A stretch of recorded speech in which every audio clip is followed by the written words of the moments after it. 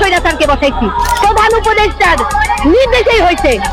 পুলিশেরা আমাদেরকে মারধর করছে, আমাদের আপুদেরকে মারধর করছে, আমাকে মারধর করছে পুলিশেরা। মার খাইছি, লাঞ্ছিত হয়েছি, নগ্ন হয়েছে এই রাস্তায়।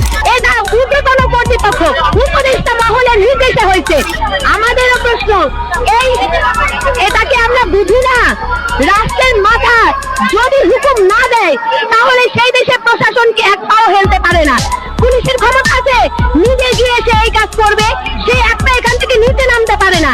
এটা ঊর্ধ্বতন কর্তৃপক্ষ উপদেষ্টা মহলের নির্দেশে হয়েছে। এই যাবৎকালে শিক্ষার্থীদের উপরে যত আন্দোলন, যত হচ্ছে আক্রমণ হয়েছে, সব উপর মহলের নির্দেশে হয়েছে, অর্থাৎ উপদেষ্টা মহলের নির্দেশে হয়েছে।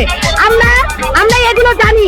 আমরা উচ্চ শিক্ষিত শিক্ষার্থীরা এখানে এসে আমরা এখানে বুঝে যাচ্ছে না, আমাদেরকে বোঝাতে হবে না যে তারা এগুলো জানে না, তারা সব জানে, তাদের নির্দেশনায় হয়েছে এগুলো। প্রথমেই বলেছি, এক স্বৈরাচার গেছে, আরেক স্বৈরাচার আসছে। স্বৈরাচারের শুধু হাত বদল হয়েছে, আমরা আমাদের রক্তের বিনিময়ে আরেক স্বৈরাচারকে বসাইছি। এটাই হলো আসল রূপটার। কোনো পার্থক্য পাচ্ছি না। কোথায় পার্থক্য?